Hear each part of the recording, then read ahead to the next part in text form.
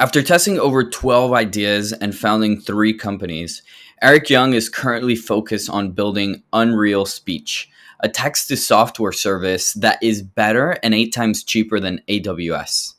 The text-to-speech uses an ultra-realistic AI narrator that is trained to sound audiobook-esque.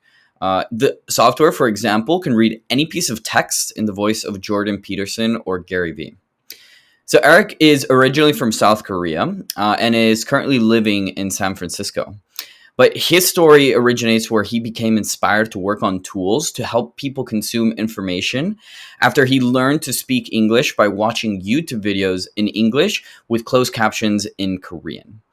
Eric recently launched on Product Hunt, earning the number 3 spot for the day, and also raised $300,000 from the founders of Readwise, Shaan Puri, and Furqan Rydham, who is the founder and owner of the incubator and space that we both work in, F.Inc., Founders Inc. So in our chat, we cover why Eric is bold enough to compete against giants like AWS and Google, which is really fascinating to see how Eric thinks about competition.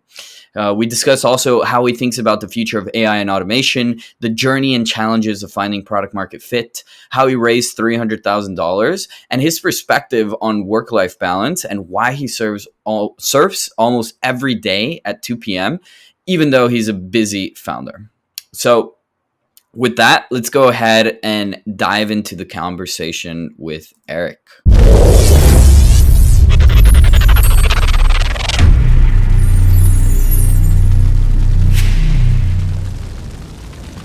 Welcome back, everyone, to another episode of the Inventing the Future podcast. I have Eric here with me today. Welcome to the show, Eric. Hi, thanks for inviting me. Of course. Excited to have you on. Eric is a fellow Founders Inc. builder with me here in the F.Inc. space in San Francisco. But yeah, man, really excited to talk today. We've gone on hikes. We've had like cool combos in the past. So excited to see where the flow will take us today. But yeah, to start off, Eric, I'd love to just hear a little more about your upbringing, background, and your early influences that led you on this wild journey of being a founder. Yeah, just a little bit about myself. Made in Korea, born and raised in South Korea for the first 18 years. And then I moved to Minnesota with my mom and stepdad. Learned English, went to school for mechanical engineering. And then when I was 25, I packed all of my shit in my car and drove to San Francisco. I had maybe $2,000 in cash. And last year or so, I lived in Mexico and Brazil, kind of avoiding the pandemic and lockdown. And then I recently came back to SF. What led to being a founder? I think like ever since I was young, like I was interested, like this word businessman sounded interesting to me. I think it could be because my father was an entrepreneur. He always was working on some sort of business. Some man's jewelry, some sort of like a lottery. I think he had a bar at some point. Some of these interesting businesses. I don't always like trying different things out. Trying different things. I don't think any of them really worked out that well. But like when I was young, I'd always say that I want to become like a president, businessman, conquer the universe or whatever, half jokingly maybe. Yeah. Conquer. How's your quest to conquer the universe going? Oh, okay. So I realized that actually that's not too realistic. What do you mean? Anything is possible. I don't think that's what I want to do anyways. But I do want to, create a lot of value. So like I think building a business is probably a good way to do it. Yeah. Yeah. Interesting. Okay. So that's like one of the main draws then, like the desire to want to create an impact, influence. But like, I mean, where does that desire come from though? I guess you had some early influences from your dad, but it seems like there's like an external purpose beyond that. Yeah, I really don't understand this myself, but I think ever since I was young, I had this desire and interest in improving things, whether it's myself, people around me, some sort of system around me, product, service. Whenever I see something, I saw, this could be improved this way. And I actually tried to actually make it better. And I think that just kind of like seed just kind of grew. And eventually I So I believe that everything changes. So the only thing that doesn't change is that everything changes. And I think it'd be better if it's changing for the better. And I want to be a part of this, energy that makes things better, faster. Yeah. Interesting. Which is interesting. We'll jump to this later, but a lot of your product and the company you're building is about better, faster, cheaper. Yeah. So, but we'll go there in a bit. So you grew up in South Korea, right? Yeah. And you moved to Minnesota when you were how old? 18. 18. Yeah. Okay. And then you went to college in Minnesota? Yeah, University of Minnesota. Right. Twin Cities. And then, okay, you went to college, and then what you said you drove all the way here to San Francisco. What happened there? Why were you like, whoa, I hear like a calling here. Like, why go to San Francisco? I think after moving to Minnesota or the U.S., I started hearing about this place, mystic place called Silicon Valley, where 20-year-old kid gets funded, builds a large business, which isn't quite easily possible in Korea, especially if you're young, because there's a little bit of ageism. So if you're younger, you don't get as much respect. And I heard about this place where, young people build large businesses. I had always been interested, but San Francisco is very expensive. I didn't have any friends or family or money, so it was kind of scary. But then I think I had heard about Airbnb guys driving from somewhere to San Francisco.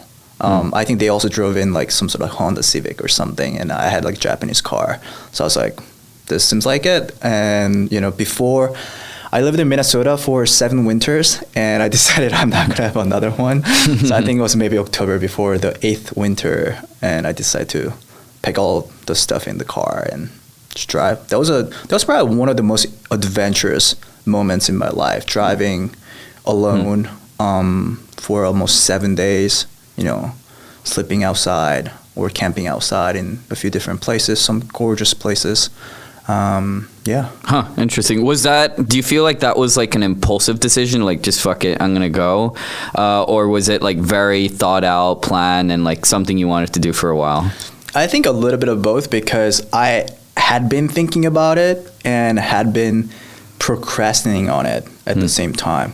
And there was a little bit of impulses in, okay, I gotta fucking do this. Otherwise, I'm never gonna do this. Yeah. So, one day I just pulled trigger, and then I just quickly put together stuff and decided to drive. Yeah. Pulled the trigger. Yeah. And so once you came here, what happened? Was it the magical place you thought it would be, or how has it turned out to be when you moved here? 100%. The moment I drove into the city on a highway, I felt that this is my home. Like, I don't know what it was. Maybe I was just, lying to myself somehow, But then, just the vibes, I like the plants that grow here. There's more, variety. And then, as soon as I started meeting people, I suddenly realized this is the place. And I feel like San Francisco is more home than any other place that I've lived in. So I lived in Mexico for a while. I lived in Minnesota, obviously Seoul for a while, Seoul, South Korea. And this is the only place I feel like this is my home. I think one of the reasons is because most people who live here came here for a reason. They are from somewhere else other than San Francisco. And something along their journey, triggers something, and then they got a calling, and then they made the moved out of wherever they grew up, and then moved their ass over here. And I think there's some sort of energy with that. Everyone's trying to do something. They moved out, and things like that. Interesting. And did you know what that reason was for you when you moved here, or it was still like fairly abstract? It was fairly abstract. I think I was just looking for something better. I was looking for an adventure, and I just knew that there were going to be more opportunities here. Although it was scary as hell. Just put yourself in the right environment, and the rest, a lot can spring from that. Yeah. So then, where does entrepreneurship, becoming a founder, come into this picture? You move here, like, were you like immediately like, oh, okay, time to be a founder, or like how did that come to be? I think the first time I started something was when I was in, junior year in my college. I started starting projects. I wouldn't quite call them like startups, but just self-initiatives.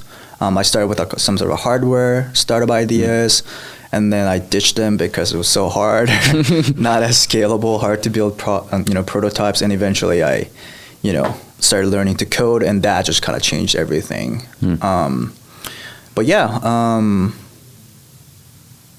started in college.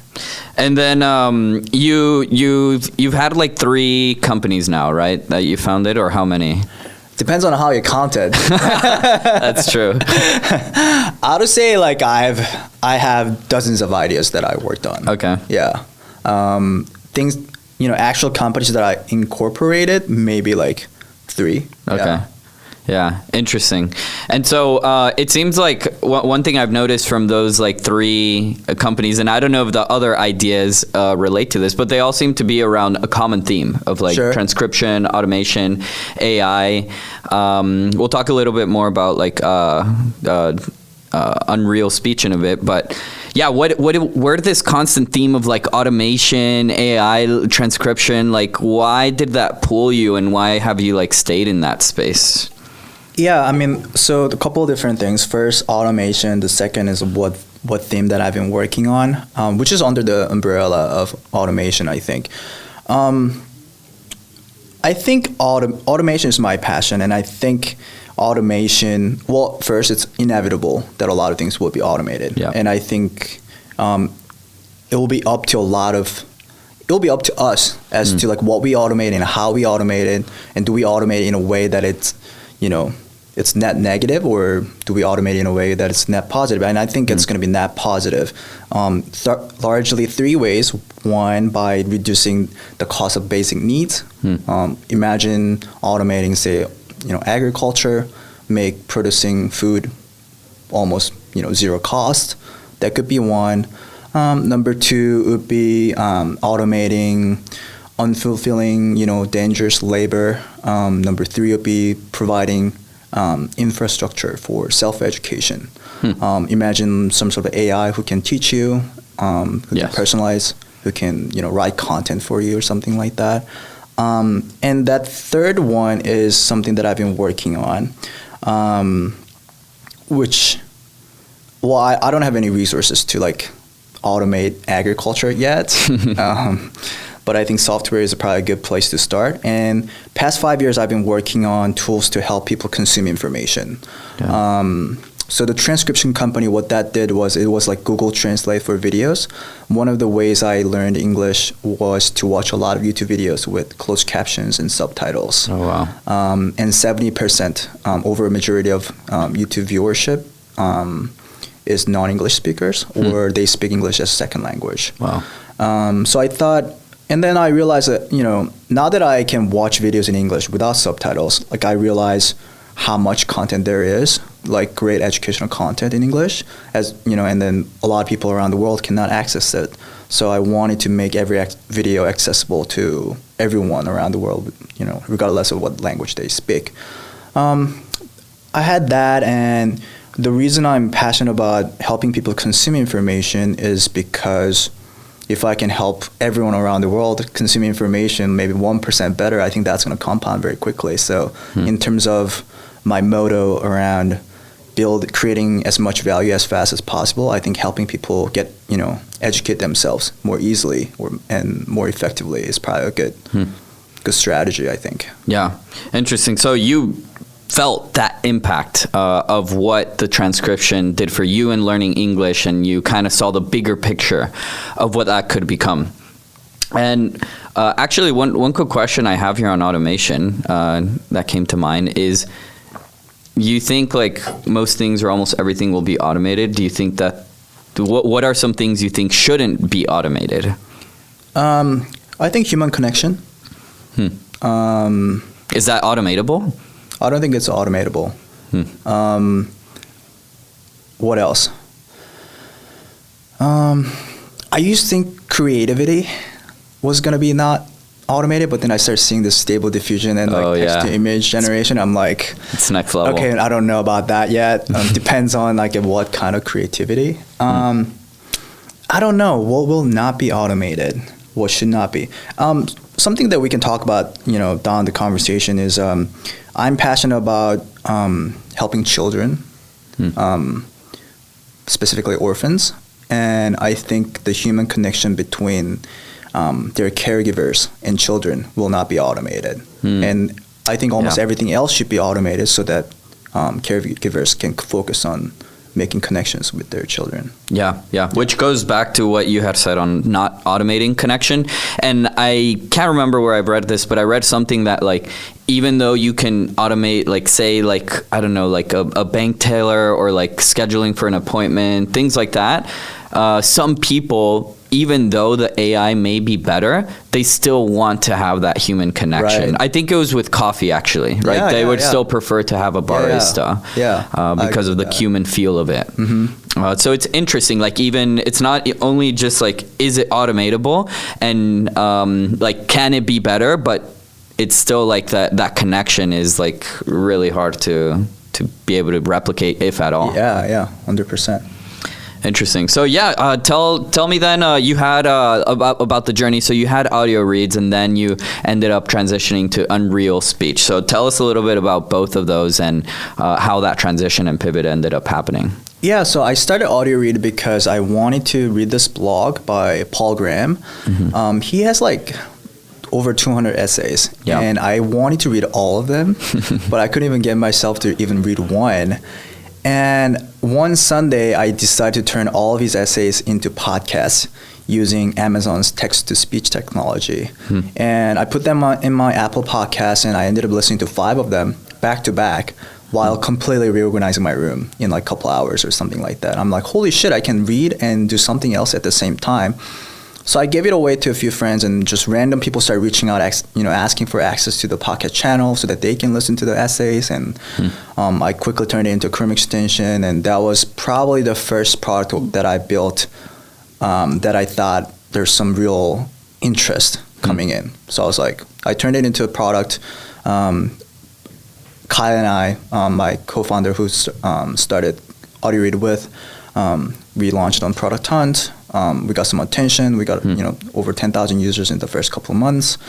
But eventually, the Amazon's text-to-speech technology that we were using was so expensive, and also not as good as it could be. So expensive that we couldn't get the business model to work. So I was forced to look into text-to-speech, and I had zero expertise in machine learning and anything like that. But I was forced to look into it, and I ended up coming across some revolutionary research. And jumped in, did some R&D, taught myself machine learning a little bit, and ended up, training a model that actually sounded pretty good, maybe better than AWS.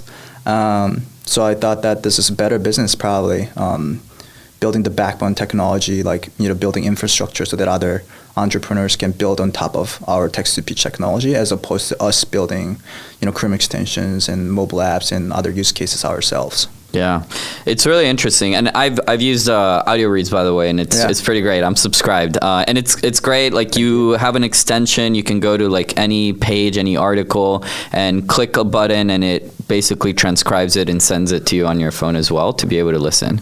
So really convenient. But what I find fascinating here is that you took something that you are using basically an API, AWS, to be able to do this transcription. But what you realize is like, this is great, this works well as like consumer, but the bigger opportunity is probably the underlying infrastructure improvements and quality that you can do here. Because if you improve the infrastructure, then you're able to not just improve it for this one use case that you were doing. Now it's like the when you do an infrastructure sort of things, it expands the use cases almost like infinitely. 100%. Right? So was that like your thinking on it, or how? 100%. Yeah. And I get to basically have like hundreds of co-founders. That's how I think about it. Because like I'm going to be able to collaborate with a lot of entrepreneurs and builders, and I basically want to enable them to build cool use cases. Yeah. I love that. That's super cool. No, I think infrastructure plays are super powerful. They may be like a little like less sexy or unattractive for some people in my perception, just because like it's not like directly to consumer. It's not a direct use case, but it's potentially way more powerful because of the increase in potential use cases. 100%. Yeah, and so tell me a little bit more about like Unreal Speech. Like, what problem are you solving? How does it compare with your lovely competitor AWS? And like, what are you doing different and better? Yeah, there's a couple different ways to think about it. One is helping people consume information. So it's kind of automating because, well, I mean, we can get more into this, but I think reading is an obsolete way of consuming information. So I think turning written words into spoken words so that you can listen to it, you're automating the, reading part. Instead of you reading it aloud inside your head, you can have AI read it to you so that you can do something else while you're reading. That's one. And the other problem is that there's some price fixing going on in the market. So Amazon, Microsoft, Google, IBM, they somehow accidentally landed on the same exact pricing, which happens to be pretty high, and it's really hard to build a startup out of it. So I think there's a lot of use cases that are being blocked by the current status quo, and that's one. And also the other thing is the quality of voices. A lot of people do not want to listen to robotic voices. So like that limits the market size because, the quality is a certain level, and then that only limits, a certain number of people who's willing to listen to that kind of robotic voice. Right. So once it becomes like superhuman, realistic, and if it's like, the cost, it makes sense, then I think there's going to be a lot more use cases. Yeah, that makes sense. And okay, but I think the crazy thing here is like Amazon, Google Cloud, like all these people, they have infinitely more resources than you do. How the hell did you like build something? And you're like a solo founder, right? Yeah. So how the hell did you like build something that in theory is like better and higher quality than these companies, given that they have way more resources, way more data? Like, the hell are you doing? Yeah, I mean, they're bigger ships, and I'm more like a jet ski. And, I think we're playing slightly different games. Like, if you want to ship a bunch of like thousands of people from like San Francisco to Morocco or something, they have better resource. But then if you want to just like explore the area like as fast as possible, jet ski is probably better. And I think that's what we have. And right now text-to-speech is going through like this, what I think is an inflection point, because the architecture required, the amount of data or the data that's required to build something that's like realistic and also affordable is recently becoming possible. And I think for that, you need to experiment very quickly. You also need to experiment with the market in terms of like what use cases that's going to be enabled, and you need to like iterate quickly to build products for the customers. And I think we are at a stage where the speed matters more than anything else. So that's why we think we are going to win. 3 years ago, machine learning, especially text-to-speech, was something that only companies with large resources could do, because it used to be so expensive. Like GPUs used to be really expensive. It's gotten a lot cheaper. They're more available. You can like go to AWS and rent GPUs on demand. So there's a lot of these things that are available now that startups can kind of compete with lower resources. Interesting. So that probably only became possible recently, given like the lowered cost of GPUs and all the other resources to your disposal, right? I would say so. Yeah. And so, but like how did the machine learning come to part? Like, did you just Google like how to do machine learning? Like how did you even learn how to do that and build your own model? Yeah, so there are some aspects of machine learning. I think there's the architecture itself, there's like a data engineering, and then there's like inference and deployment. And I don't really know too much about the architecture. I just know good enough to be able to compare different architectures and then see which one performs better or which one might be more commercializable. And what I did was collecting a shit ton of data, engineering the data, and then deploying it. And now I have an AI research that I work with who's handling more of the actual architecture side, who's going to be able to like customize it and dig deeper into that. But yeah. Gotcha. Okay. Well, that's impressive. But I'm also curious what you think about having companies like AWS, Amazon, and all these others as competitors. Like I even saw you tweet like, is it stupid to compete against AWS? Like that's a very legit question. What do you think? Yeah, honestly, I don't know. I mean, like I said earlier, I think we are at a time where there's going to be new use cases that are going to be born, and I think speed matters. So I think... What do you mean by speed, by the way? And speed in what sense? Speed of iteration, speed of building products, speed of improving the products or like specializing into specific use cases and things like that. Yeah. Just generally moving fast and adopting and adapting quickly, adopting new technologies or new experimental architectures or something like that. Yeah, I don't know if it's stupid. I think Sam Altman once said something like, hard companies are easier to build than easy companies or something like that. Whoa. And since it sounds stupid, I think there's not a lot of startups working to compete with AWS. So we don't have as many startups, I think, in text to speech. So I think that makes it a little bit easier. Yeah. Well, where does that boldness come from? Like, oh, I'm going to go and compete with like Amazon. Like, what made you even think like I should even try to do that, or that you could even like succeed doing that? I didn't really think that through that much. Like, that's probably why you did it. No, I mean, if anything, stupidity maybe. But I started audio read, and then that just kind of forced me to look into text speech, and then it just was a natural transition into text speech, and I didn't really think too much about like, am I going to be able to compete with AWS or like, I don't know. I just went for it. That's good. I love that. I mean, if you end up thinking about it too much, the thing is like, what I've realized is that if you go like 3 years into your founder journey and then you look back into everything you had to overcome, and if you knew everything you had to go through in order to get to where you are now, you probably wouldn't have like wanted to even start in the first place. 100%. So it's even like a benefit and a blessing in disguise that you don't go and like try to figure out like how hard this is, probability, and everything else that comes. I 100% agree with that. Yeah. That's funny. Okay, and so, and I'm also curious, like in terms of competition, like what if AWS was these other competitors were either to bring their costs down to the same price as you or even lower, or they were to make the quality just as good, if not better than yours?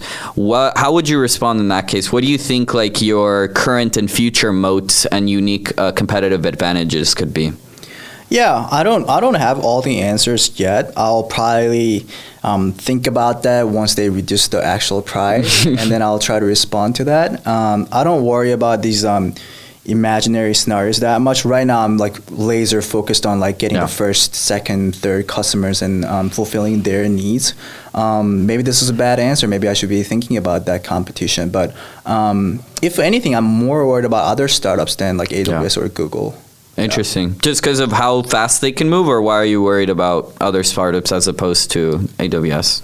I think AWS, Google, Microsoft, they're too slow.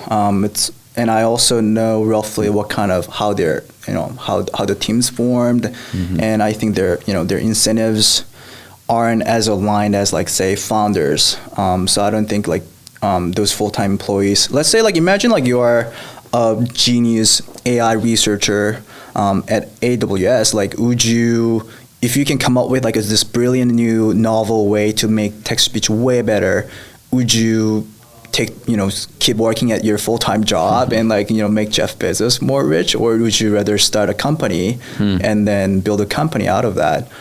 So I'm more worried about startups than people who are just kind of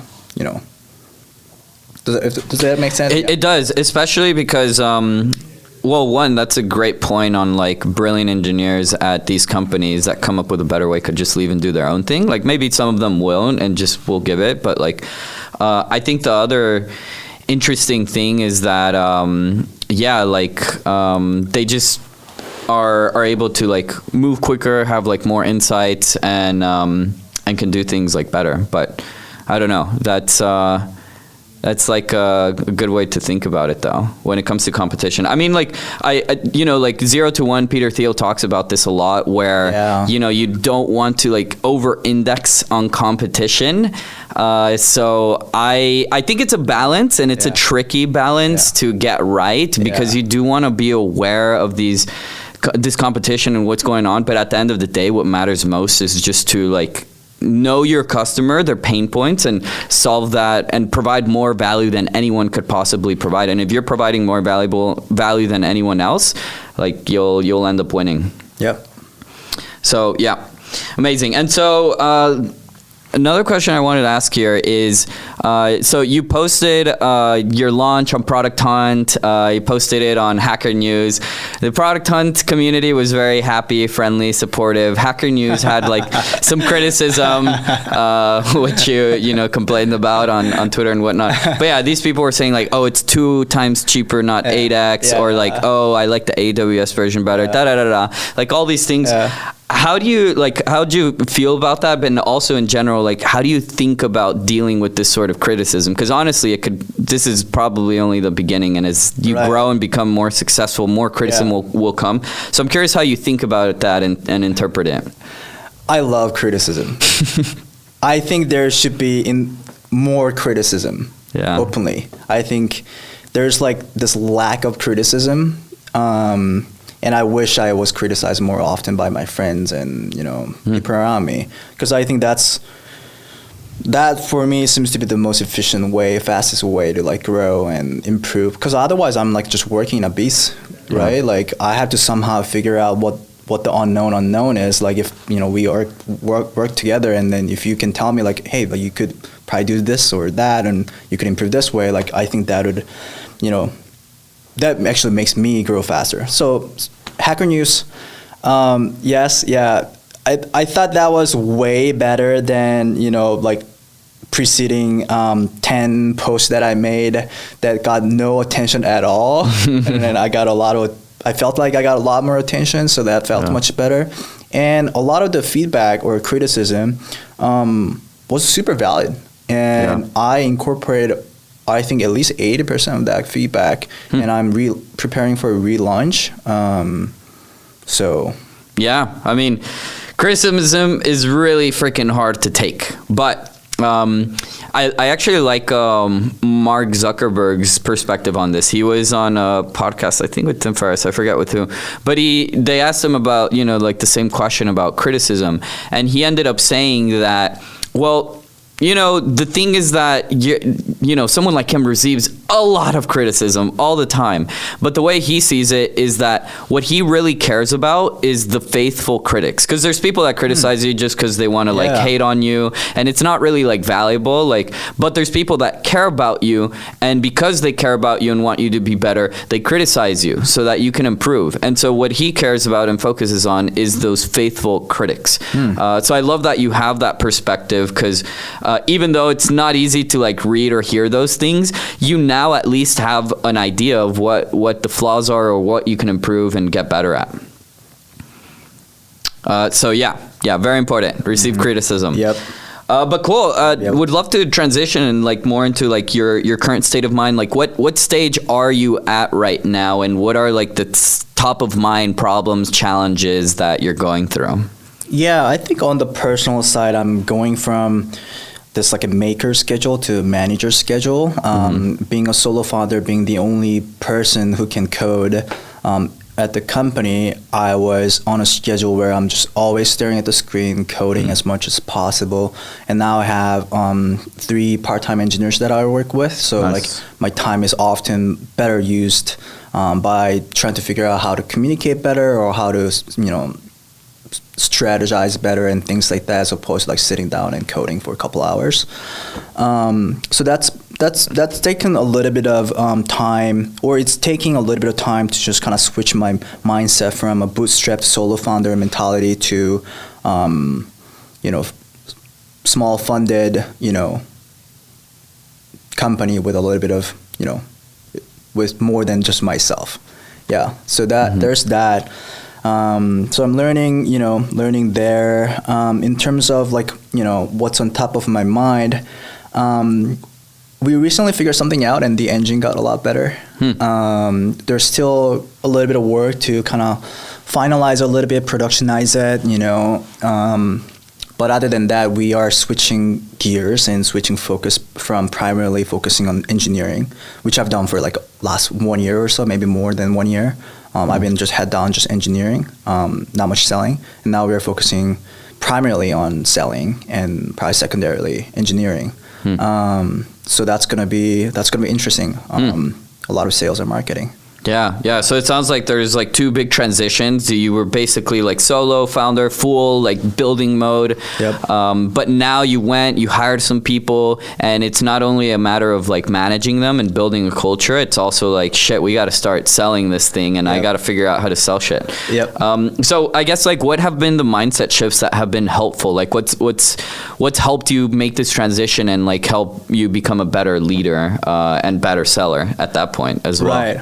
I don't know if I have become a better leader yet, but I think the good first step that I took was that I just, admitting that I'm not a good leader, and just that's understanding that's like a weak area that I should have, work on.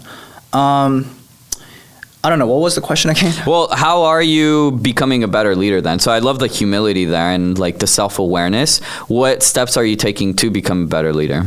That's a great question. I don't know. Something that I've been personally working on is trying to be more empathetic and trying to be more collaborative. Actually, my ex-co-founder Kyle, he gave me great feedback after working really intensely with each other for about a year, and his feedback was that I should learn how to be more collaborative, which was a great fucking feedback that I've been working on. So I think probably understanding what's blocking me from becoming a better leader is probably a good step. And I think I have a decent understanding of what I need to improve on. So like, I'm good at doing things solo. So I need to learn how to be more collaborative, work in a team. Number two, I think I tend to be maybe emotionally unintelligent. I'm one of those like type A, person, like I've been a type A person my whole life. So like I've always been good at like executing, doing things fast, but not as good at, understanding how other people feel around me, how my behaviors and actions affect people emotionally, things like that. So I've been thinking a lot more, about those and trying to improve those. And I ask for feedback. Yeah, I love that. Especially like, in becoming a better leader or better at anything, it's kind of like identifying first, like what's preventing you from like being good or great at it. So that's a great starting point. Cool. And then like you formed a team of 3 people. How'd you go about that? Like what type of people did you look for, and what do you think overall like makes a good founding team, a great founding team? Yeah, I don't know, honestly, but it's something that I'm still trying to figure out. But something that I look at is how fast they're growing as opposed to how much they know right now. So that's something that I keep an eye on. In terms of how I went about it, I just looked at, what I was doing and how I could delegate and what kind of people that I need to delegate. And I feel pretty happy about the current situation. I think I was able to find a few people who offloaded a lot of the work that I was doing so that I can do other stuff. That's good. Yeah. That always feels magical when that happens. Super happy about it. And so have you been coding more now, or what do you or you focus more on selling now and managing? Not quite selling yet. There's I would say, a handful of engineering challenges that are left, although it's not as big as, what we worked on last 1 year. Yeah. I started coding a little bit. It's weird because like my immediate reaction to any sort of problem is to like, okay, how do I fix it? Or how do I do this myself? But then I'm trying to switch, focus on to more like, okay, how do I communicate what the problem is, what needs to be delivered, and how do I find the person to do it? And there's this one task that I haven't been able to find a person to do.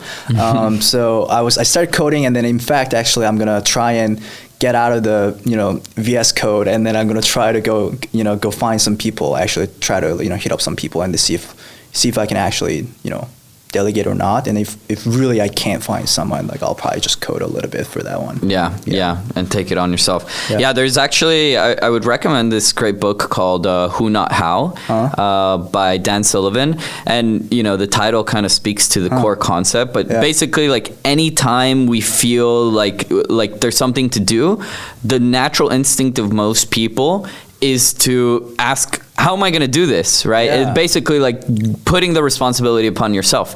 But his mindset shift is like, what if you asked who could help me with this, or who could do this as the first question instead of the how?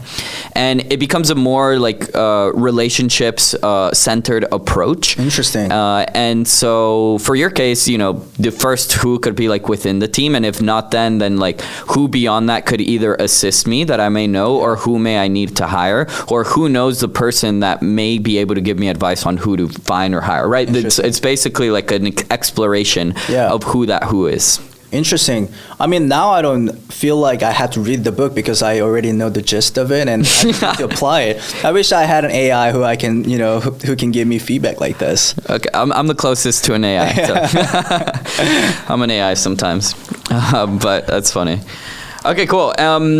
I'd also love to, you've been like very much in this building mode, like, and, kind of like this journey of finding product market fit. Actually, like, have you found product market fit, or where do you feel you are along that journey? Not quite. I think there are some metrics. Like, I know what metrics to track, and what are they, for example? How do you know you're there? Yeah, for example, one is mean opinion score, which is probably the best metric around like how people perceive the quality of the speech or how natural it is. Mm-hmm. So mean opinion score, and there's a speed, how long does it take to process a certain amount of characters, and then the cost. And I think those things are like top 3 metrics. And there's going to be like some usage metrics and things like that we can track to see if it's going, exponentially up. But no, we have not found product market fit, although I'm inclined to believe that we're getting close. Yeah. That's nice. Getting hotter.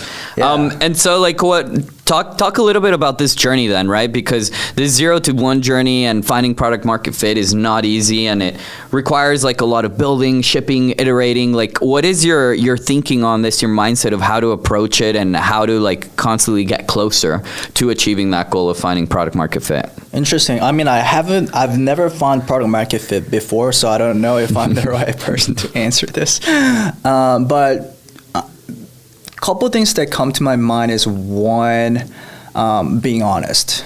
Being honest about like the market feedback. I think in my previous ventures, I kind of ignored that too much. I wasn't honest with myself, and I fell in love with my own product too much, and I wasn't really honest about like how little market pull that I got. So that's one. And I think number 2 is probably having fun. I think it's going to be, whatever it is, it's not going to be a short, quick, easy journey, product market fit. So it has to be something that you enjoy. And I personally really enjoy my job and the theme that I've been working on. So I mean, even product market fit is that's just the first step, basically, right? And then you gotta scale and grow culture. I mean, and then scale the culture and whatnot. So that's just the first step, and then there's like 10 years, after that. So like it has to be something that you really enjoy, and I think. Yeah, that's so important. And actually, like, I relate with that and resonate with that a lot, because we're in the same space and place with Mindflow of like, like, how do you find product market fit? How do you like get retention and growth up? And it's hard, but interestingly enough, I don't really like feel like too stressed about it. Like the other day we had like a day with like close to like no post basically, and it's sad, it's hard, but at the same time, it's just such a fun thing to work on, and I'm so obsessed about it that it's like, I don't need, like, it's fine. Like, we're going to find a way through it. So I think that's the power of passion and purpose around something, that even if the results aren't there, but you're having a lot of fun, not just with what you're working on, but with who you're working with, it really makes a big difference in giving you the ability to persevere through those challenging times. 100%. Yep. Cool. So, you recently raised 300K, yay money. Yeah.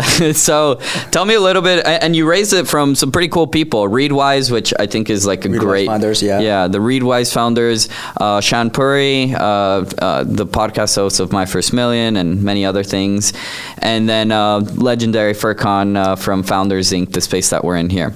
So tell me about that journey, how that went, and how you managed to like convince these people to give you their money. Yeah, I mean, I think that was a whole journey. You know, everything that, you know, up to that point mattered. Like me moving from, you know, Korea to Minnesota, learning to code, learning English, and like, you know, moving to SF, growing network here, and like, you know, putting myself in the right environment, and, you know, iterating, not stopping, you know, working on different things, and, you know, all of that. And the fundraise itself worked out pretty easily. Like I tried to raise before, but this one worked out pretty easily because I had worked on this demo for like a year preceding to that, and like I had a pretty interesting demo. So that really mattered. Essentially, how it worked was the Readwise founders found us, and then we got on a call. They put in $5K each, and then that was great. So like I have my first checks right away before I even started raising. And then the second one came in. One of my roommates actually worked with Shaan Puri at the time, and he helped me send a couple of sample demos to him. And then as soon as he listened to them, he was like, "Okay, we gotta invest in this." And then 2 weeks later, that invest became 250K in the bank. And then Furqan knows Shaan, so like I went to Furqan and hey, your friend invested 150. Good social proof. Yeah, and then you know that conversation just fell into the places too as well. Yeah, I love the story of what you did around with Shaan Puri, where I think it was basically like you were able to do a demo, not just like a demo, but like one specific in the voice of Shaan Puri. So it's like he was hearing back like his own voice and seeing like the potential of what this could be from his own voice. It was actually a small correction. It was some famous people. Reading his newsletter. Oh, okay. Reading his newsletter. Yeah. So I think that was really smart because it's obviously like something personal to him that and he could see the power of it. Yep. But I think that's really, really smart as a tactic if possible, if people can like figure out how to actually do that with their own product. And it's very personalized, which I think is the key behind it. How can you personalize your pitch, your demo to whoever you're giving it to? Yeah, personalized demo. As opposed to, I don't know, just cold emailing, dear sir, madam, like, I have good opportunity for you, and, things like that, as opposed to like, just a couple MP3 files, trying something different. Yeah. No, makes a difference. And so I'm curious, like, you just like not that long ago finished this raised.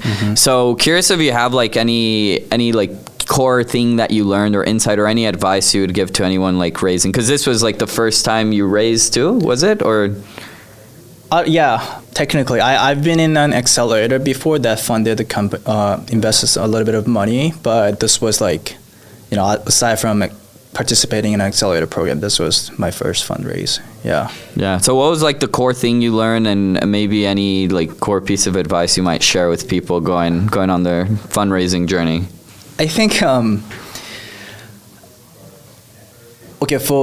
don't know about what I'm going to tell other people, but what I told myself was that, now that I have a, better business, it's a lot easier to raise, is what I thought. And I used to think, like I tried to raise with this Y Translator, the video translation company, a few years ago. And I was pretty like disappointed that I wasn't able to raise, not even a single penny. And looking back, that company wasn't really that good. We didn't really have much technology. We didn't really have customers. Like the pitch or narrative story wasn't really that good either. And I thought it was about me, but it was more about, I think, the company. But then, like, it was also about me because, I'm the founder of building it. So, and then I had some growth personally, and I've, everything. And I think this company has more technology, like deeply technical stuff. that builds moat around it, and I think there's more potential, more use cases, more TAM, and then it just allowed me to raise it more easily. So I think fundraising is really interesting because it's complicated. We might need to have the good product, or maybe you don't have a product. Maybe you're just really good at selling, or maybe you have a good network. But you gotta do something. For me, what helped me was I don't really have that good of a network. I think having like a good demo helped. So you gotta pick your battle. Are you gonna have a really fucking great like narrative and story and then sell it, or are you gonna do you have like uncles who are super rich, or do you have a great product? Do you have great traction? There's got to be something there. Yeah, no doubt. I mean, at the end of the day, I think the king in fundraising is traction and users and 100%. growth, but that's also one of the hardest things to get. Yeah. So if you don't have that, then I think close seconds are, as you said, a good product demo that at least shows the potential. For me, like what helped me with my pre-seed of 220K was like just a network more than anything. Like that was the main, because we were pre-product as well. So it was like kind of very hard to fundraise without like a core product. But if you have a network of people that believe in you, then that helps a lot. And if not, it's probably credibility, right? Like what's your previous track record? But if it's your first time in a startup, a lot harder. A lot harder. So you got to have some evidence. And I think a good way to show that evidence is a product that you built. Yeah, 100%. Cool. So, Eric, one thing I'm very curious to ask you about is your kind of like work style and the balance you have with life. So, if I'm not mistaken, you I think work from like, I don't know, 7 a.m. to like 2 p.m., something around that. And then you go surf, I think almost every day. Is that right? That's roughly correct. I think I start working around between like 8 and 9. And I do, probably 80%. I create 80% of my output in the first like 2 to 3 hours of my day. And usually after 1 or 2 after lunch, I usually get pretty groggy and like not too productive. And I usually don't have meetings, so like it's a good time to go surf. I love that. Okay, and so. This is very counter to how most like founders or the culture around like hustle, grind all the time. Very counter to that. So why do you take this approach, and like do you think like do you not worry of like I'm not moving fast enough because I'm not working as much? Like how do you see this, and why do you operate in this way? I see this, so velocity is what matters. Velocity is speed plus direction. So I think a lot of people think about just one or the other, probably speed. Speed as in, how hard you're working, are you working like 12 hours a day, sleeping like 4 hours a day or something like that. But you might not be heading in the right direction, so that might not be as productive. So I think you need to be heading the right direction as well as, going as fast as possible. And that as fast as possible also is going in the right direction is probably a little bit easier, but then going as fast as possible could mean different things at different stages of life. For example, like when I was starting Y Translator, I was coding like 12, 16 hours a day, 6 days a week. I think, I don't know, but then like I also, looking back, I think I could have done more of like zooming out, relaxing a little bit more, and then kind of, having a more like bird's eye view of like where things are heading. I think I could have done that better. But generally speaking, and also like I had a time in my life where I was like working on my startup during the day, and then in the evening I was like serving tables. So like I had to work like 16 hours a day. But if I, for example, if I do that now, like if I'm like starting my company, running my company and then serving tables at night, that would not be too effective, right? At this current stage of the company. So that's how I think about it. And I think I could be completely wrong, but my current thinking is that it matters a lot more for me to set the right direction right now than to be actually like, pedaling, or like, I think I'm more at a stage where how do I find more leverage? How do I go to the right direction, as opposed to me actually putting the like, physical labor of some sort. So for example, like if I have to go from point A to B, like I gotta first set the destination right. So where am I going? But then how do I get there? Like, the first instinct might be to run there or walk there, but then can I get an Uber or can I get an e-bike to get there? When, I had to think about different tools and resources to get there. And I think I'm at a stage where it's better to like, stop and strategize and, then like, I'm gonna just walk there or like run there as hard as possible kind of thinking. Yeah. I love that. I think that's a great approach, and I love the analogy too of like, I've thought about this before, of like basically the difference between walking versus running. And there's like trade-offs, right? If you're running, you'll get to your perceived destination a lot quicker, obviously. But if you walk, yes, you're going slower, but you're able to appreciate the path and the journey a little more. You're not like out of breath or tired or whatever. And two, you get to like question if you're even on the right path. Like, is this even the right direction? It's like, if you're walking, you can look to your side and be like, oh wait, look, there's a better path over there. Yeah. Maybe it's a shortcut, or maybe I was like, screw my initial destination, I'm going somewhere else. But there's also downsides in that, like, there might be like a pretty penny on the path that you might get distracted by if you're 100%. Walking. Whereas if you're running, you'll like bulldoze through it and you're fully focused. It's kind of like convergence versus divergent thinking. But I like how in this current phase, it sounds like what's most important is having that space to explore and walk and think and consider what the destination is. If you had like absolute clarity and determination, would you probably then just be like more heads down and working? I think, I consider myself to be heads down working. Yeah. I think I'm more focused on output than anything else. For example, like fundraising. So going from like engineering to fundraising was a very interesting process because my work style drastically changes.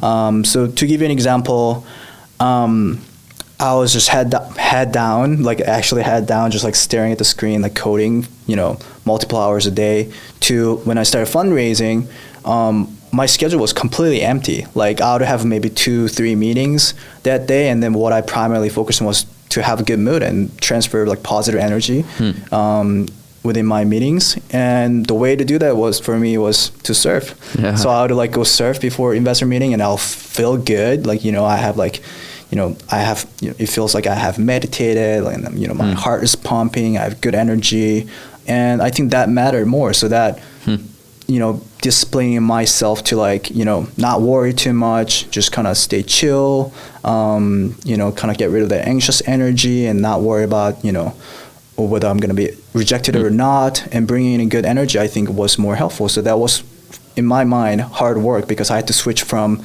just head down doing something and unlearning a lot of the habits and then quickly jumping into just like selling mode. Basically, selling is a lot about transfer of emotion and going from like this like nervous, like hardworking, like just like narrow focus to like just kind of more, laid back, good energy, vision, long-term high-level stuff. Yeah.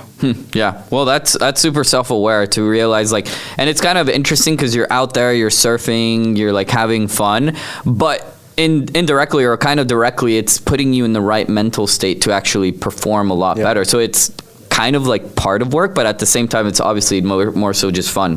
I 100% consider it to be an extension of work. Like for me, I personally believe that if you don't know how to rest, you don't know how to work. And I have a lot of discipline around rest. For example, like instead of having a morning alarm, I have like nighttime alarm. So it starts bugging me to like, you gotta start winding down, you gotta start, doing stretches. And then if I do those nighttime routines right, like I wake up just fine.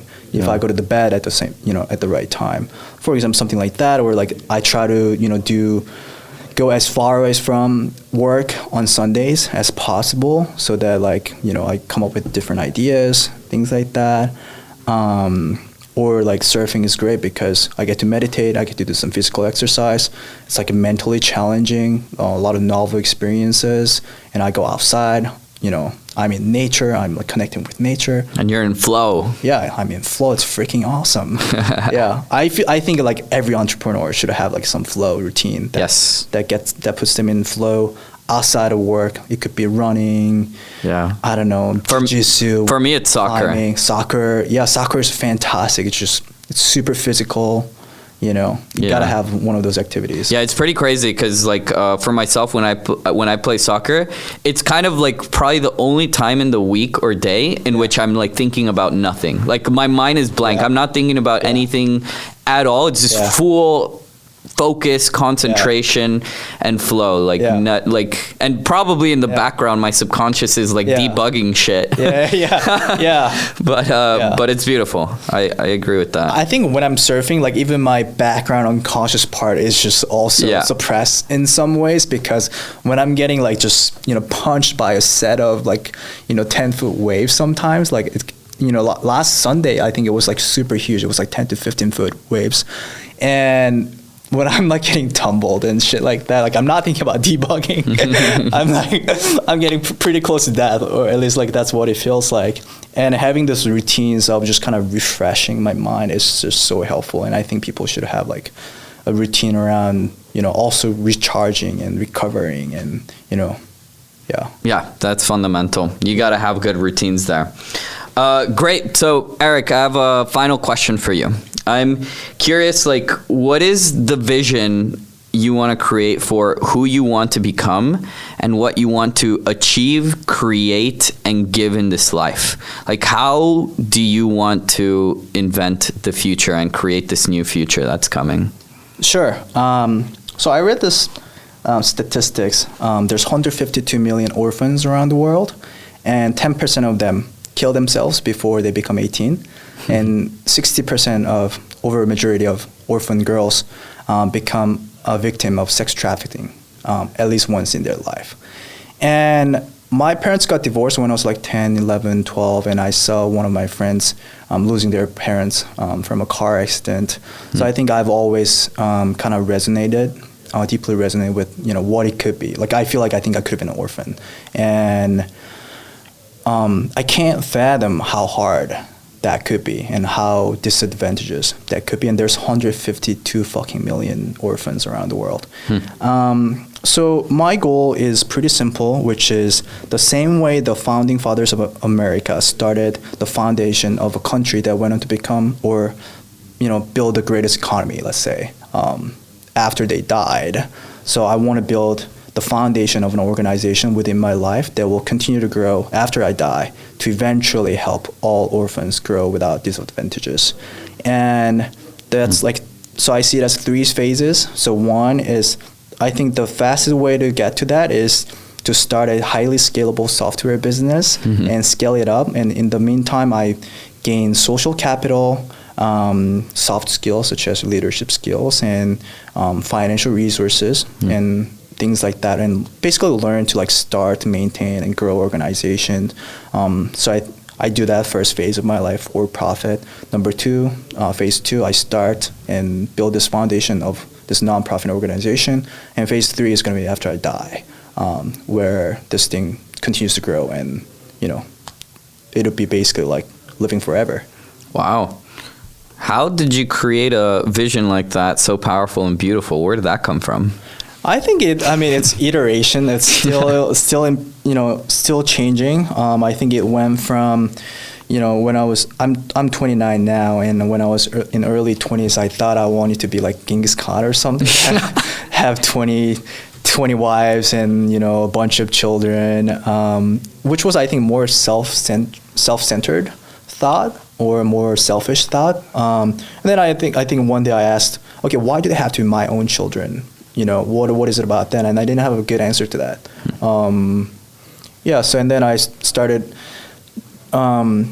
thinking differently. And then I heard about how many orphans there are. And, at some point I wanted to have like 10,000 children that I helped, before I die. And then, holy shit, I should just focus on building this organization so that it can just continue to grow. I think that's going to be my gig.